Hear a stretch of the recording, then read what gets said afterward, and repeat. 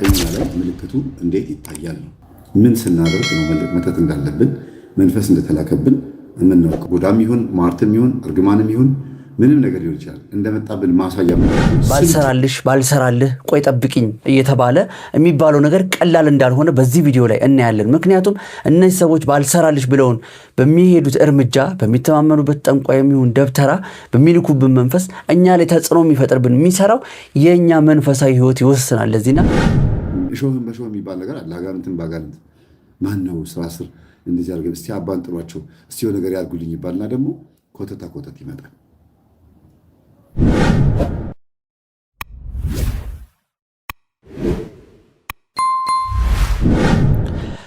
ሰላም በሀገር ውስጥም በውጭም ያላችሁ ወደ ዚግዛግ ቲዩብ ቤተሰቦች እንደምን ቆያችሁኝ? በዛሬው ቪዲዮ ላይ እንግዲህ እጅግ የብዙዎች ጥያቄ ሆነውን ሰው እኛ ላይ መተት እንዳደረገብን ወይ ደግሞ መተት እንደተላከብንና ከሰዎች ላይ መንፈስ ተነስቶ ወደኛ መምጣቱን በምን እናውቃለን? እነዚህን አራት ወሳኝ ምልክቶች እናያለን። እነዚህ አራት ወሳኝ ምልክቶች ምንድናቸው? መምህራችን በዚህ ቪዲዮ ላይ በደንብ አብራርቶታል። በተለይ መንፈስ የለብኝም በእኔ ላይ መተት አይሰራም የምትሉ ሰዎች ይህ ለእናንተ ነው። ህይወታችሁ አደጋ ላይ ነው። እንደገና በተለያዩ ጸቦች ላይ ግጭቶች ላይ ባልሰራልህ ቆይ ጠብቂኝ እየተባለ የሚባለው ነገር ቀላል እንዳልሆነ በዚህ ቪዲዮ ላይ እናያለን። ምክንያቱም እነዚህ ሰዎች ባልሰራልሽ ብለውን በሚሄዱት እርምጃ በሚተማመኑበት ጠንቋይ የሚሆን ደብተራ በሚልኩብን መንፈስ እኛ ላይ ተጽዕኖ የሚፈጥርብን የሚሰራው የእኛ መንፈሳዊ ህይወት ይወስናል። ለዚህና በዚህ ቪዲዮ ላይ በደንብ ትማሩበታላችሁ ብዬ አስባለሁኝ። ለሌሎችም ሼር አድርጉላቸው። ላይክ፣ ሰብስክራይብ፣ ሼር በማድረግ የዚግዛግ ቲዩብ ቤተሰብ ይሁኑ። መልካም ቆይታ። እንግዲህ መተት እንደተደረገብን የምናውቅባቸው መንገዶች በጣም ብዙ ናቸው። አንደኛ መተት እንደተደረገብን የምናውቅበት መንገድ እኛ ላይ ምልክቱ የሚታየው። ሁለተኛ ደግሞ መተተኞቹ ላይ ምልክቱ ይታያል። ሁለታችንም ላይ የሚታየው። አሁን መጀመሪያ ዘርዝሬ የማሳያችሁ እኛ ላይ ምልክቱ እንዴት ይታያል ነው። ምን ስናደርግ ነው መተት እንዳለብን መንፈስ እንደተላከብን የምናውቀው? ባይዘዌ መተት አልኩኝ እንጂ መተት ገንዘብ ተከፍሎት የሚላክ ሰይጣን ማለት ወይም አጋንንት ማለት ነው። ቡዳ ደግሞ ገንዘብ ሳይከፈለው ግን ከሰው ላይ ተነስቶ የሚመጣ ሰዎቹ በልባቸው ሲፈልጉ ሲፈቅዱ ተነስቶ የሚመጣ ነው። ሁለቱም ተልኮ የሚመጡ ናቸው። ቆይ ባልሰራልሽ ብላ ማታ ትዝትባታለች፣ በማግስቱ ብላባት ትመጣለች። ባልሰራልሽ የሚለው ሀሳብ መተት ማድረግን ያሳያል ማለት ነው። አሁን እነዚህን ዘርዝር የምናገረው አካሄዱን ሂደቱን ሳይሆን እነዚህ ነገሮች ሲናገሩ ሰዎች ስታውቁ ስትሰሙ ምን ስትሉ ጠንቀቅ እንድትሉ ነው። በእንደዚህ አይነት መልኩ ህይወቷን ያተረፈች ሴት አለች። እዚህ ጋር ግን እኛ ላይ ከሚታዩት ምልክቶች ውስጥ አንዱ ሰላማችን እናጣለን። መጀመሪያ 3 አይነት ሰላም አለ። በነገራችን ላይ ሰላም ሁሉም ቦታ አንድ አይነት አይደለም። 3 አይነት ሰላም አለ። የራሳችን የኛ የውስጣችን የግል ሰላም አለ፣ የሀገር ሰላም አለ፣ ከዛ በሃይማኖታችን ውስጥ ደግሞ ያለው ሰላም አለ። እነዚህ 3ቱ ሰላሞች ወሳኝ ዋና ሰላም ናቸው። እኛ ውስጥ ስላለው ስናወራ ግን ሰላማችን እናጣለን ሲባል ምን ማለት ነው? ይጠማብናል፣ የሰው ነገርም ይበረታብናል፣ የምንናገረው ነገር በሰው ፊት ይመርብናል። የተደረገብን የመተቱ አይነት በእርግጥ ይለያል፣ ይወስነዋል። ምን አይነት መተት ነው የተደረገብን የሚለውን ነገር ማወቅ አለብን። መጀመሪያ አይምሮዋን አምጣ እውቀቱን አምጣ ተብሎ የተደረገ ከሆነ እውቀታችሁ ሲወሰድባችሁ ጭንቀት፣ አይምሯችሁ ይረበሻል፣ ጭንቀት ይመጣባቸዋል። ሰላም ማጣት ማለት ይሄ ነው። ገንዘቡን አምጣ ተብሎ የመጣ ሰላቢ ከሆነ ደግሞ በአጠቃላይ የምታዩት ህይወታችሁ ላይ የምታዩት ነገር በሙሉ ያሰክራችኋል። የምትፈልጉት ነገር ስለማታገኙ ማለት ነው። በሌላ በኩል ደግሞ አጥፋበት ለምን በለጠኝ ተብሎ የሚላክባችሁ ከሆነ ደግሞ እናንተ በማደጋችሁ ደስተኞች ያልሆኑ ሰዎች በዙሪያችሁ እንደከበባችሁ የምታውቁበት በጣም ብዙ ሐሜትና ወሬ ትሰማላችሁ ማለት ነው። ያ እናንተን ያስጨንቃችኋል። ስለዚህ መጀመሪያ ሰላማችሁን የምታጡት ማለት ነው። ሰላማችሁን ታጣላችሁ። መተት እንደተደረገባችሁ ምልክቱ ከዛር መንፈስ ይልቅ መተቱ ቶሎ ባህሪ የመቀያየር ባህሪ ያለው፣ ጸባያችንን የመቀያየር ባህሪ ያለው። ለምን? ዛሩ ከልጅነት ጀምሮ አብሮ ስላደገ የሆነ ባህሪ ሰጥቶን፣ ባህሪያችን እግዚአብሔር የሚሰጠን ግን እንደ ባህሪያችን አስመስሎ ባህሪያችን ላይ ጸባዩን ለጥፎ ከልጅነት ጀምሮ የምንታወቅበትን ጸባይ በህዝብ ፊት አሳይቶ ነው የምናድገው። ስለዚህ ኦልሬዲ የታወቀ ነው። እናንተ ፍሉጥ ነው የምትሉታለም የታወቀ የተነገረለት ማለት ነው። እና ለምሳሌ ተነጫናጭ፣ ቁጡ፣ ነጭናጫ ይሄ ዝም ብሎ በሆነ ባልሆኑ የሚነዛነስ ትንሹ ነገር የሚያበሳጨው የሚያናድደው ምናምን ከሆነ ይሄ ሰው ከልጅነት ጀምሮ ደግሞ ይሄን ይዞት ከመጣ ይህን ጸባይ ይህን ይዞት ካደገ ቤተሰብ ሁሉ ይረዳዋል፣ ያውቋል። ደግሞ ጀመረው ይላሉ። ከዚህ ጸባዩ ግን ድንገት ወጣ ብሎ በጣም ከጨመረበት ወይም ደግሞ ዝምተኛ ከሆነ ማልቀስ ከጀመረ ለሰው ሚስጥሩን ማያወራ ከሆነ እንደምታውቁት አይነት ባህሪ መሆን ሲያቅተውና አዲስ ባህሪ ሲያመጣ የሆነ ነገር አግኝቶታል ማለት ነው። መጥፎን ባህሪ እኮ ቢሆን ነው የምላችሁ እንኳን መልካም ባህሪ ኖሮት ሲቀየር ቀርቶ መጥፎን ባህሪ እንኳን እንዳለው የምታውቁት ሰው ከዛ የምታውቁት ባህሪ ወጣ ብሎ አዲስ ባህሪ ሲያመጣ ሱስ ሊሆን ይችላል። ሱስም ሊሆን ይችላል። ለምሳሌ ጫት የሚቀምሰው ስለሆነ ከሆነ መተት የሚልክባችሁ ወይም ጫት የምትቀም ሴት ከሆነች መተት የላከችብሽና በቡላ የበላችሽ ወይ ወደ አንቺ መንፈስ የላከችብሽ አንቺ ጫት ባትቀሚ እንኳን ጫት ከሚቀሙ ሰዎች ጋር አብሮ በመስራትሽ ለኃጢአተኝነት ስሜት አይሰማሽም። ፍቅረኛ እንኳን ብትይዢ ጫት ገዝተሽለት ሁሉ ለመምጣት ትችይ ይሆናል። ሲጋራም ሲያጨስ አይደብርሽም፣ አያስጠላሽም፣ ታፈቅሪዋለሽ። ወይም ደግሞ በአጠቃላይ ሱስ የሚባል ነገር ቢኖርበትም በፍቅሩ ታብጃለሽ። መስተፋቅርም ከሆነ መስተፋቅርም ባይዘ መተት ነው። እሺ መስተፋቅርም መተት ነው። ለምን ተደርጎባት ስለሆነ የምታፈቅረው መተት ነው። ለውጥ የለውም። ከመተቶች ውስጥ የሚመደብ ነው ማለት ነው። እና ምንም አይነት ኃጢአት ቢኖርበት ባሏ በሌዋ ላይ ቢያመነዝርባት ሚስቱን በሌዋ ላይ ብትወሽምበት ምን ብትልበት ይቅር እየተባባሉ ይቀጥላሉ ማለት ይዋደዳሉ ማለት አይደለም። ከተደረገባት መንፈስ አንጻር ወይም ሌዋ ላይ ከተጫነባት ነገር አንጻር ስለ ፍቅር የምትከፍለው መስዋዕትነት እየመሰላት እየተጎዳች ነው የምትጓዘው ወይም እየተጎዳ ነው የሚጓዘው ማለት ነው። ከኔ ጋር ከሆናችሁ ትረዱኛላችሁ ያስባሉ። እና ሰዎች አዳዲስ መጥፎ ባህሪ የሚሆን ጥሩ ባህሪ ሲያመጡ ለይቶ ማወቅ ያስፈልጋል። ጥሩ ባህሪ ካመጡ እውነተኛ ነው ወይስ አይደለም ብላችሁ ቼክ ማድረግ ነው። ለምሳሌ መንፈሳዊ ሲሆኑ ቤተክርስቲያን ሲመላለሱ አብሯቸው የሚሄድ ሰው ከሌለ ለሊት ተነስተው የሚሄዱ ከሆነ ሲሄዱም ሲመጡም ሰው እንዲያያቸው የማይፈልጉ ከሆነ እውነተኞች ናቸው ማለት ነው። ለታይታ ለሾው በቃ እንዳስቀደሱ እንዲታወቅላቸው እንደቆረቡ ተውት መቁረብ የሚባለው እንደው ቤተክርስቲያን ውለው እንደመጡ እንዲታይላቸው ከሆነና ንገሩልኝ አይነት ወቁልኝ አይነት አካሄድና ንግግር ካበዙ አስመሳዮች ናቸው። ለጊዜው ነው ይሄን የሚያደርጉት። በኋላ እንመጣበታለን። እሺ መተት አድራጊዎች መተተኞች የሚያሳዩት ምልክት የሚለው ላይ እንመጣበታለን። እዚህ ጋር ግን እናንተ ራሳችሁ ድንገት ሱስ ውስጥ ከገባችሁ ልጆቻችሁ ራሱ ሳታስቡት ቲኔጀር ላይ ወይም አፍላ እድሜ ሰዓት እድሜ ላይ ሲደርሱ ከተማሪ ጓደኞቻቸው ሱስ የሚለምዱ ከሆነ አለባበስ ልብሳቸው የተቦጫጨቀ ጨርቅ እንዲለብሱ የሚያስገድዳቸው ከሆነ አዲስ መንፈስ ገብቷል ማለት ነው። ከተለመደ ውጭ እናንተ ቤት ውስጥ እያለ አብሮ እያለ የተቀደደ የተቦጫጨቀ ጅንስ የተተለተለ ጅንስ ለብሶ የማያውቅ ከነበረና ሲጎረምስ ይሄን ከለበሰ የጓደኛው መንፈስ ገብቶበታል። በቡዳም ይሁን በዝሙትም ይሁን በምንም ይሁን። ስለዚህ መንፈስ ከሰው ወደ ሰው እንደተላለፈ ምልክቱ አንዱ ምንድነው? ቢሄቪየር ጸባይና አለባበስ ማለት ነው። አነጋገር፣ አካሄድ፣ ውሎ ይሄ ሁሉ እንዳለ ቤተሰቦቹ ተው ሲሉት እሱ እምቢ ሲል ጭንቀት መሀል ላይ ይመጣል። ከዛ ከቤት ጥሎ ሊወጣ ይችላል። ጎዳና ልጅ ሊሆን ይችላል። ባይሆን እንኳን ውጭ እያደረ ይመጣል። ከአባት ጋር ድብድብ ይመጣል። ሴትም ከሆነች ይሄ ሁሉ በቡዳ ከበሏቸው ሰዎች የመጣ ባህሪ ነው። መቼም በጣም ኩል የሆነ አለባበሱ መልካም የሆነ እግዚአብሔርን የሚፈራ ሰው መተት ያደርጋል ብዬ አላስብም። መተት አድራጊዎች ራሳቸው ቡትቷም ስለሆኑ ወይም ደግሞ ኮተታሞች ስለሆኑ የእነሱ ኮተት እናንተ ላይ አብሮ ይመጣባችሁና እናንተ ላይ ይገለጣል ማለት ነው። እናንተ ላይ ይገለጣል። ስለዚህ በአነጋገር፣ በአለባበስ፣ በሁኔታችሁ ራሳችሁ ትጨነቃላችሁ። ገላችሁን ቶሎ ቶሎ ባለመታጠባችሁ፣ ሰዎች በሚያቀርቡላችሁ ሀሳብ ሱሰኛ በመሆናችሁ አፍንጫቸውን ሲይዙባችሁ፣ ጫማችሁ በመሽተቱ፣ ገላችሁን ባለመታጠባችሁ፣ ውሏችሁ ይሄ ጓደኞቻችሁ ጋር ስትሆኑ ምንም የማይመስላችሁ የነበረው ሁኔታ ከሰው ጋር ስትቀላቀሉ ራሳችሁን ታሸሻላችሁ። ልክ አይደለሁም፣ ንጹህ አይደለሁም፣ ኃጢአተኛ ነኝ፣ ቆሻሻ ነኝ፣ ሰው የማይወደውን ነገር እያደረኩ ስለሆነ ብላችሁ የምታደርጉት ነገር ይኖራል። ያ እናንተን ያስጨንቃችኋል፣ ያውካቸዋል፣ ይረብሻቸዋል፣ ሰላማችሁን ይነሳቸዋል ማለት ነው። ለምን? አዲስ ባህሪ ነው፣ አዲስ ጸባይ ነው።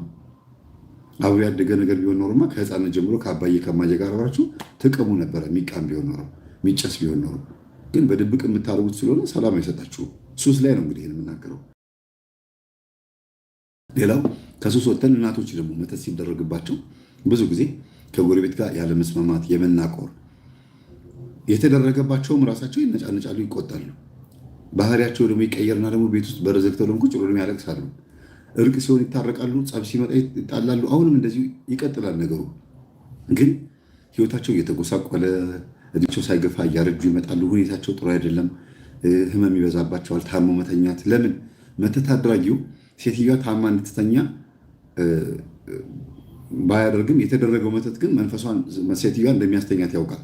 ከዛ እንዴት ናችሁ ሰላም ናችሁ ምናምን ብሎ እንደ ተመልካች መጥቶ ምናምን አየት አድርጎ መተቱን መስራት አለመስራቱን ቼክ አድርጎ በልቡ ሳይ ብሎ በከንፈሩ ደግሞ አይዞሽ ብሎ ይወጣል ብላ ትወጣለች ማለት ነው። እና መንፈሱ ያሳያታል። ሂጅና ግዳይሽን ጥዬልሻለሁ፣ ሂጅና አጋድሜልሻለሁ ብሎ በውስጣቸው ይነግራቸዋል። መጥቶ አይቶ እንደታመሙ እንደተቸገሩ፣ ቤት ውስጥ የሚላስ የሚቀመስ እንደሌለ፣ 5 ሊትር ዘይት ለስንት ለወር እንዴት እንደሚያብቃቁ ጓዳ ጎድጓዳቸው ሁሉ እንዲያውቁ ሊያደርጉሉ ይችላል። በጉርብትና አስመስሎ፣ በጸባይ በዝምድና አስመስሎ፣ እንደ ቤተሰብ አስመስሎ ለጋሽም ሆኖ ሊመጣ ይችላል። ሰጪ ሊመጣ ይችላል። ትናንት ትሰጪ ነበር፣ ዛሬ ደግሞ እስቲ አይዞሽ ችግር የለውም ያው ህይወት እንደዚህ ነች ምናምን ብለው ሽሮ አስፈጭተው በርበሬ ይዘው ምናምን መተው ሲሰጡ ደስ ይላቸዋል። ሲቀበሉ የማይወዱ ሰዎች እና የሰደባቸዋቸውን ስድቦች እያስታወሱ ያው እንትን ለማለት ይሞክራሉ ማለት ነው። መልስ ለመመለስ ምላሽ ለመስጠት ይሞክራሉ።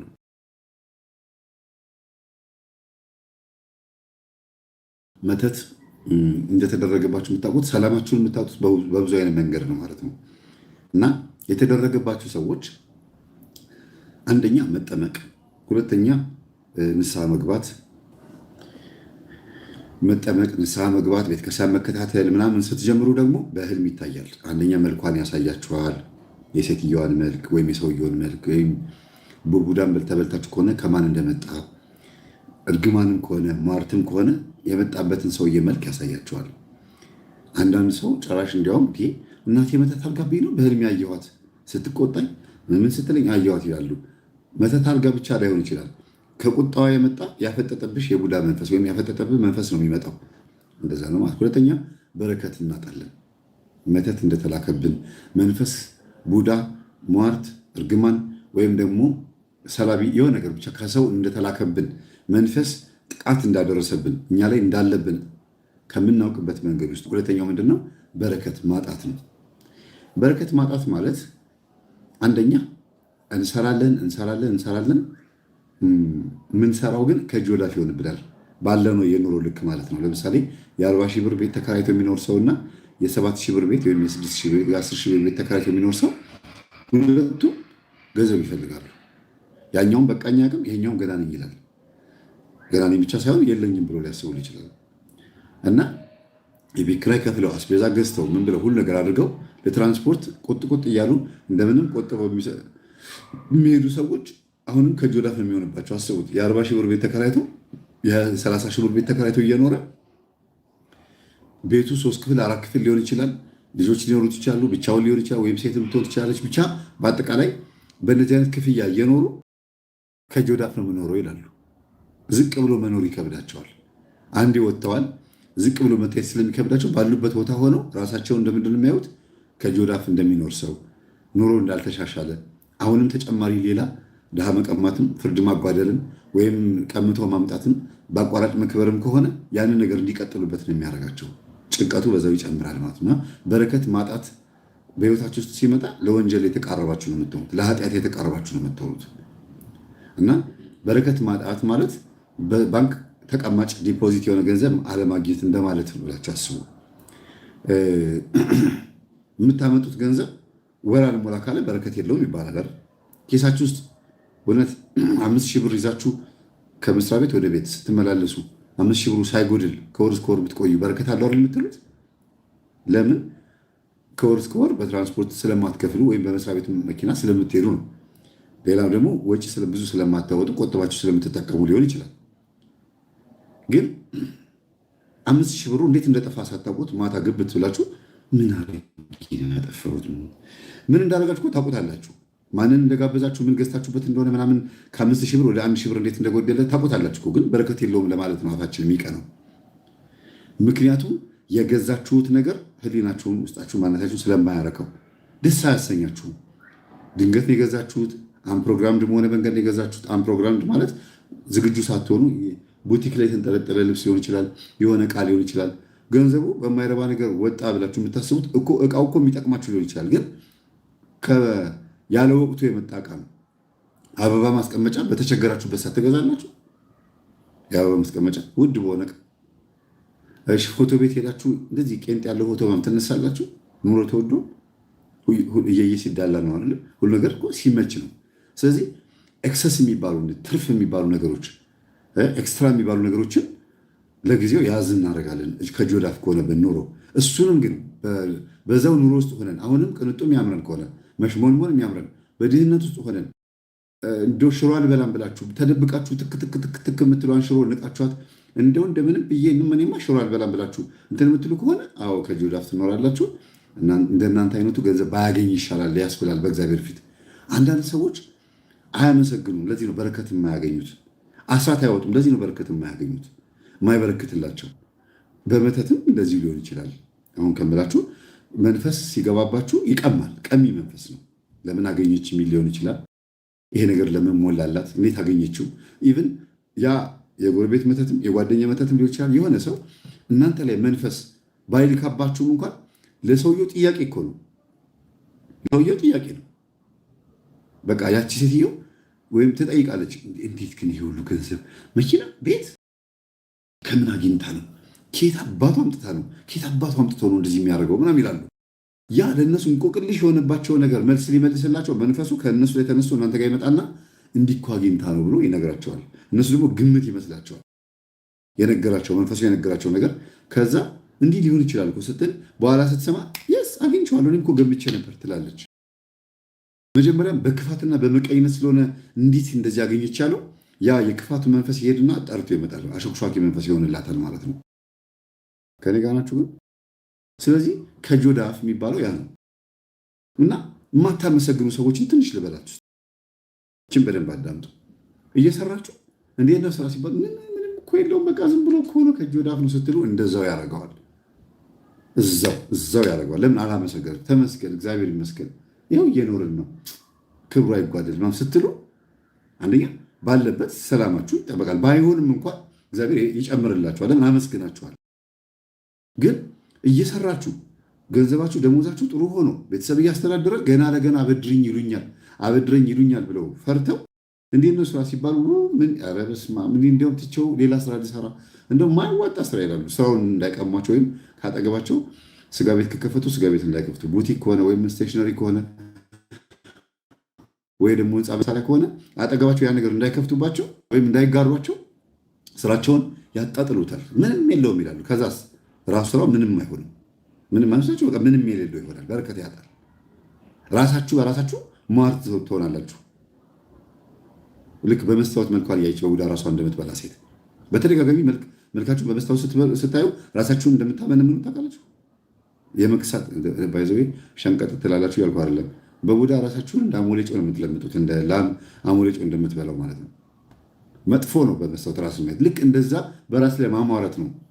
እና አታመሰግኑም። አብዛኛዎቻችሁ አናመሰግንም። ራሴንም ልቀላቅል አመስጋኞች አይደለም። አመስጋኝ አማሳኝ የሚባል ነገር አለ። ሌላውን ሰው አይደለም፣ ራሳችሁ። ሌባ ላመሉ ዳቦ ይልሳል። ምን ማለት? ልክ አሁን እንዳልኳችሁ እኮ ነው። ሌባ ላመሉ ዳቦ ይልሳል ማለት የሆነ አብሮ ተባባሪ ለመምሰል ይላል። ቀስ ያለ አብሮ ይገምጣል ይላል። ግን ያ የሰው እንጀራ ያህል እና ሌላው እናንተ ራሳችሁ ደግሞ በረከት ያጣችሁ ሰዎች ማለት ነው። ሁልጊዜ የሰውን ስለምትመኙና እናንተ ራሳችሁ ያላችሁን ነገር ስለማታሳድጉ እግዚአብሔር እንዲያሳድግላችሁ ስለማታመሰግኑ የሰውን ስለምታዩ የእናንተ ይመነምናል። የሰውን የምታዩበት መንገድ ቀና አይደለም። ደሷ እግዚአብሔር እንዲያልፍልኝ ባደረገ ስትሉ ደስ ይላል። ችግር የለውም። ማን? እግዚአብሔር። ቆይ እስቲ ድሏን ልውሰደው፣ እንዴት አባቷን ይህን ሀብት ያገኘችው፣ እንዴት ነው እሱ ይሄን እንደዚህ ያገኘው ብላችሁ ደግሞ ስትሄዱ እናንተ ስትሉ የእናንተንም ይዞ የሚጠፋ መንፈስ ይዛችሁ ሸምታችሁ ትመጣላችሁ። በእንቅርት ላይ ጆሮ ደግፍ ማለት ይሄ ነው። በእንቅርት ላይ ጆሮ ደግፍ። እናንተም መጀመሪያም ድሃ ያደረጋችሁ መንፈስ ይኖራል፣ ወይም ድሃ ያደረገን ይኖራል። መልሶ ደግሞ እንደገና የሰውን ለመስለብ ደግሞ ድሃ የሚያደርግ መንፈስ አፍሰን እንመጣለን ማለት ነው። እሺ፣ ስለዚህ በረከት ማጣት ማለት አለማመስገን ማለት ነው። አስራት አለማውጣት ማለት ነው። ያለንን ደግሞ አጥብቀን አለመያዝ፣ ፕሮፌሽናል አለመሆን ማለት ነው። ሶስተኛ መንፈስ እንደተላከብን ከሰው መተት እንደተላከብን ማሳያ ምልክቱ ጀምረን አለመጨረስ ነው። መተት ብቻ አይደለም፣ አጠቃላይ ከሰው እንደመጣብን መንፈስ ምልክቱ ጀምረን አለመጨረስ። ስንቶቹን ስራዎች? ሁሉንም ስራዎች ጀምረን አለመጨረስ።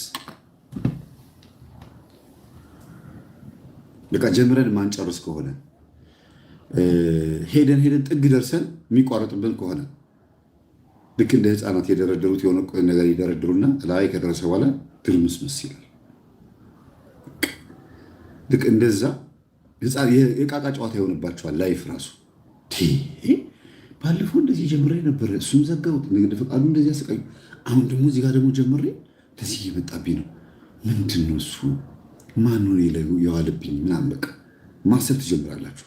እኔ ምንም አላደረኩም፣ አስራት አወጣለሁ፣ ቤተክርስቲያን እረዳለሁ፣ እንደገና ሰው የሰውን አላይ ትላላችሁ። ደግሞ ራሳችሁን ስታነጹ በአንድም በሌላ መንገድ በቃ ሰው እንዳደረገባችሁ እንጂ ለመርዳት የምትሞክሩት እናንተ ጋር ጉድለት እንዳለ ለማወቅ አትሞክሩ። በነገራችን ላይ እንደዚህ የሆናችሁት መንፈስ ስለተላከባችሁ ብቻ ሳይሆን የተላከው መንፈስ እናንተ ላይ ስልጣን ስላገኘም ጭምር ነው። ደጋግሜ የምናገረው ይሄንን ነው።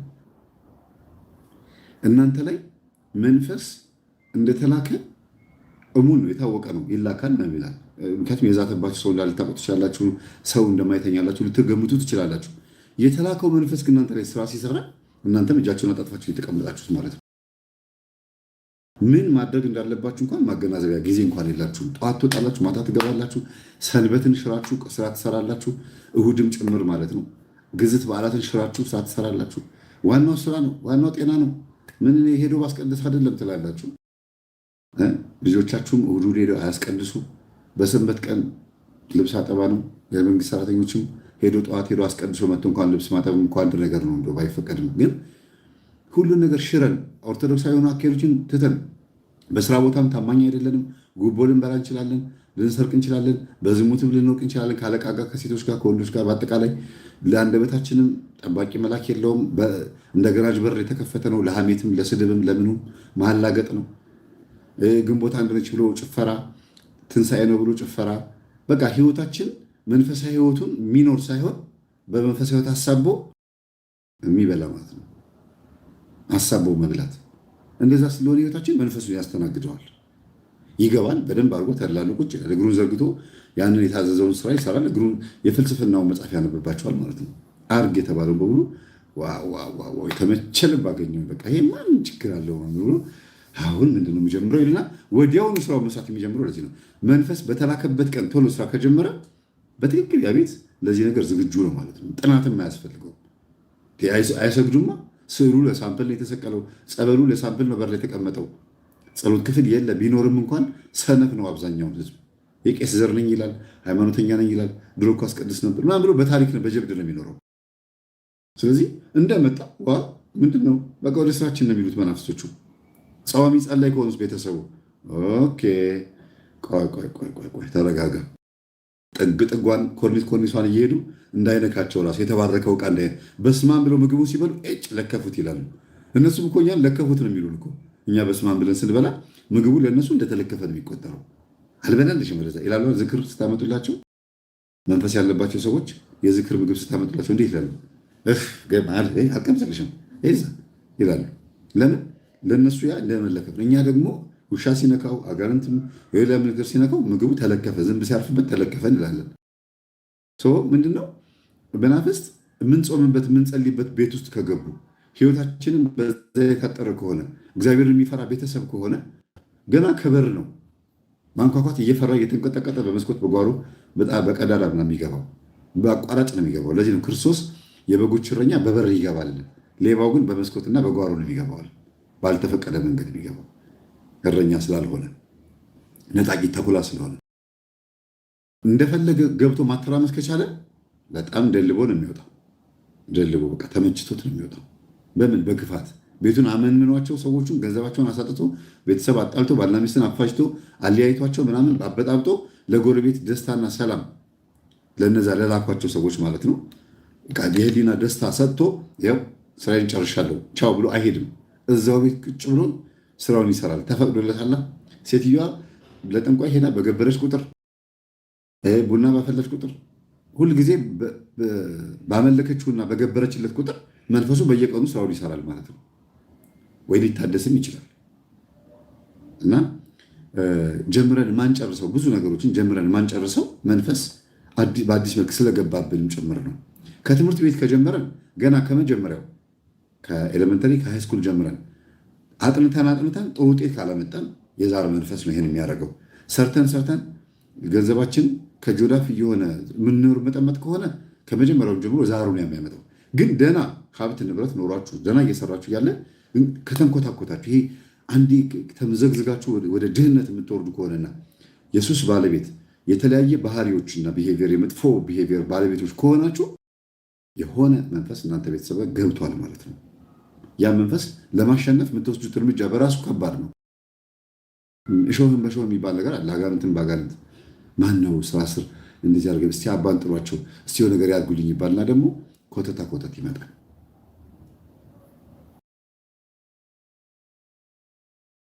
ሌላው መጨረሻ መንፈስ እንደተላከብን ወይም ከሰዎች መንፈስ እንደመጣብን ቡዳም ይሁን ሟርትም ይሁን እርግማንም ይሁን ምንም ነገር ሊሆን ይችላል እንደመጣብን ማሳያ ምልክቱ ስልቹ እንሆናለን። በጣም ብዙ ሊያናግረን የሚችል ግን ባጭሩ ምቀጨው። ለምን አብዛኛውን አሁን ያለው ትውልድ ታካችና ስልቹ ነው።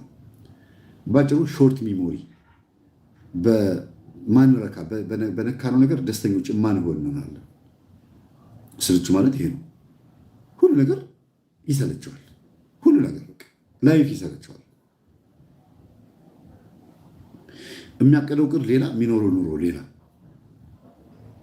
ተኝቶ ሲነሳ ይደክመዋል፣ ሊተኛ ሲል ይደክመዋል፣ ተኝቶም ይደክመዋል፣ እየሰራም እየበላም ይደክመዋል። በቃ ዝም ብሎ ሁልጊዜ ድካም ስላችሁ ስልችት የሚል ነገር በቃ ደስተኛ ለመሆን ሁሌ ጭፍግግ ያለ ገጽ ሐምሌ ማለት ነው። የሐምሌ ገጽ ሁልጊዜ ጨፍጋግ፣ ሁልጊዜ ዝናብ እንደማለት ነው። ይላል የሐምሌ ዝናብ እንዴት ነው? ረፍት የለውም በጠዋት እስከ ማታ አይደል? በቃ መነጫነጭ ማማረር ምናምን እንዴት ነው ሲባል በቃ እባክህ ህይወት ያስጠላችኋል። አለባበሳችሁ አያምር፣ በሰው ፊት ክርትቴ ማለት የምታደርጉትን ነገር በሙሉ ያስተቸኛል፣ ያስገምተኛል ምናምን የለም። በቃ ዝም ብሎ መዝረክረክ እንደማለት ነው። በቃ ንጽህናን ካለመጠበቅ ጀምሮ ማለት ነው። በስራ ላይ ስልቹ መሆን፣ ከመስሪያ ቤት መስሪያ ቤት መቀየር፣ ከስልጣን ስልጣን፣ ከወንበር ወንበር መሸጋገር፣ በስራ ቦታ መገመት፣ የምትሰሩት ስራ አያረካ። ልክ በደንብ ይገልጸኛል የማስበው ሰካራም ቤት አይሰራም፣ ቢሰራም ቤት አያድርም።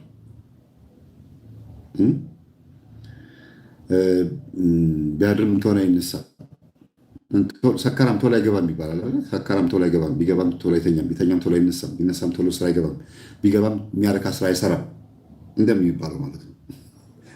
ረስቸውን አባባሉ ሳንጠጣ የሰከር እንሆናለን። ስልቹ ማለት እንደዚህ ነው። ታካች ይለዋል መጽሐፍ ቅዱስ። መጽሐፈ ምሳሌ ላይ ታካቾች የሚላቸው ስልቾችን ነው።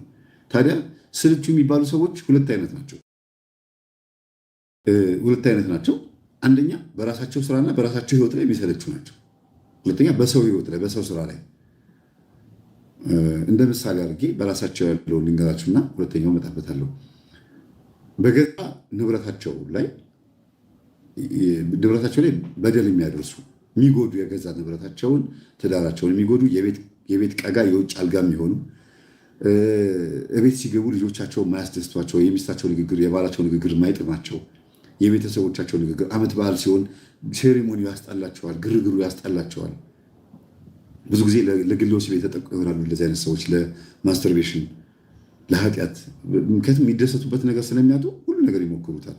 አይተውትም የመጡን ደግሞ እንደዚሁ ይሰለቻሉ። ኃጢአትንም ምንም የማያውቁ ድንግል የሆኑ ሴቶችም እንደዚህ አይነት ባህሪ ይኖርባቸዋል። ቆንጆ የሆኑ ሴቶችም እንደዚህ ነገር ይመጣባቸዋል። ሁሉም ወንድ ሲጠይቃቸው፣ ሁሉም ታምሪያለሽ፣ ቆንጆ ነሽ ምናምን ሲነካካት፣ ሲጎትታት ምን ሲላት በቃ የወንድን ባህሪ በሙሉ ያወቀችው ይመስላታል። ሁሉም ወንድ እንደዛ ይመስላታል። የጠየቃት በሙሉ ወይም ደግሞ የፍቅር ጥያቄ ያቀረበላት በሙሉ ወንድ ስለሆነ ለአንዲት ሴት ወይም ለአንድ ወንድ በአንጻሩ ህይወት ማየት ትችላላችሁ። እንደ ምሳሌ ያመጣሁት እንጂ ሁሉንም ለትዳር የሚጠቅማትም ወንድ ቢሆንም እንኳን ሲያናገራት ከዚህ በፊት ካናገራት ከዱርዬው ጋር የምታነጻጽሩትና ስልስት ይላታል። በቃ በእናትህ ወይ ወይም ደግሞ ተነስቶ መሄድ። ከዛ ፊታቸው ላይ ምን ይነበብባቸዋል? የመሰልቸት ብቻ የመናቅ የመናናቅ ነገር ይመጣል። እንኳን ዘንበብሽ እንዲያውም ጤዛነሽ። ቅንድባቸውን ደግሞ እንደዚህ ይላጩታል። ከዛ እንደዚህ ሳይሉ ያሉ ናቸው። ኖርማል እኮ እንደዚህ ነው። አሁን ቅንድብ ብዙም የለኝም ማለት እንደዚህ ሆነው ግን እንደዚህ ያሉ ይመስላሉ። በእንቅርት ላይ ጆሮ ደግፍ የሚባለው እና ይሄ የንቀቱ መንፈስ ከምንድን ነው የሚመጣው? በተደጋጋሚ እንደ ባስቲኬት ቆራጭ ከሁሉም ሰው ጋር መጣላት፣ እንደ ባንክ ሰራተኛ ወይም ደግሞ ከህዝብ ጋር የሚያገናኝ ከህዝብ ጋር ሁልጊዜ የሚያገናኝ ስራ አለ አይደለ? ህዝብን ወያላ ረዳት አለ አውታንቲ። ይሄ ከሰው ጋር የሚያገናኝ ከስራ ድግግሞሽ ያለበት የቤት ሰራተኛ ለምሳሌ ጠዋት ተነስታ ሽንኩርት መክተፍ ነው፣ ምግብ መስራት ነው፣ እቃ ማጠብ ነው፣ አልጋ መንጠፍ ነው፣ ቡና መፍላት ነው። ይመሻል፣ እንደገና ጠዋት ሲነቃ አሁንም ራሱ ነው። በየቀኑ ስልችት ሲላት ከዛ ሲደረብ ደግሞ የሴትዮዋ ጭቅጭቅ ሲመጣ አባወራውም ጋር ሌላም ችግር ሲመጣ ምን ትሆናለች መሰላችሁ? ታካሽ ትሆናለች። የምትበላው ምግብ አይጥማትም። አዲስ ነገር ትናፍቅና ከሰዎች ጋር ተጣልታ ትወጣና ወይ ትበላሽና ትመልሳለች ሌላ ስራ ላይ፣ ወይ ደግሞ እንግዲህ ምሳሌ ነው የምነግራችሁ። በወቅቱ ሰልችቷት የነበረው ነገር ታግሳ እንኳን ብታሳልፈው ገንዘብ ታገኝበታለች እኮ። የቤት ሰራተኛ ግብር አትከፍል፣ የቤት ኪራይ አትከፍል፣ ምንም ወጪ የለባት። እየበላች እየጠጣች ደሞዝ የምትቀበል ሰው ናት አይደለ? ያንን ማገናዘብ እንዳትችል አድርጎ ስልችት እንትል ያርጋትና ውልቅ ብላ ትወጣለች። ከዛ ዋጋ ግላ ያጠራቀመችውን ገንዘብ ጨርሳ እንደገና ሌላ ሰው ትገባለች። ከዛ ባዶ እጇን ትመለስና ታካች ያደርጋል። መተት የተደረገባቸው አዲስ መንፈስ የገባባቸው ሰዎች ባህሪያቸው ቅይር ይልና በገዛ ህይወታቸው ላይ ቡዳ ይሆናሉ። በገዛ ህይወታቸው ላይ ታካችነትን ያመጡና ስልቹ የሆኑና የገዛ ስራቸውን ይበድላሉ ማለት ነው። ተቀጣሪ ከሆኑ ደግሞ ለምሳሌ ቦቲክ ውስጥ ሊሆን ይችላል፣ የሆነ ቦታ ላይ ሰው ትቀጥራላችሁ ሰራተኛ። እነዛ ሰዎች አሁን ባለንበት ጊዜ እኒውና ስልካቸውን አውጥተው ስክሮል እያደረጉ ያሉ። ከዛ በዚህ ቤት እቃ ስንት ነው ሲሉ ጊዜ የቱ እሱ እንትን ነው ይላሉ። ድሮ ግን እንደዚህ አልነበረም። ስልክ ሳይኖር ቤት ከስተመር ሲመጣ ብድግ ይነሱና ከዛ ያስተናግዱታል። እሺ ምናምን ብለው እቃውን አይተው አገላብጠው ከፍቶ እንኳን አይ አልፈልግም ሲል እሺ ችግር የለው እዛ ሂድና ሞክር ምናምን። አሁን እንደዚህ የሚል የለም። ተቀጣሪ ይሆናል። ቁጭ ባለችበት እሱ ጭራሽ ቀና ብሎ ላያዩ ይችላሉ። ንግግራቸው መልሳቸው ጥሩ ላይሆን ይችላል።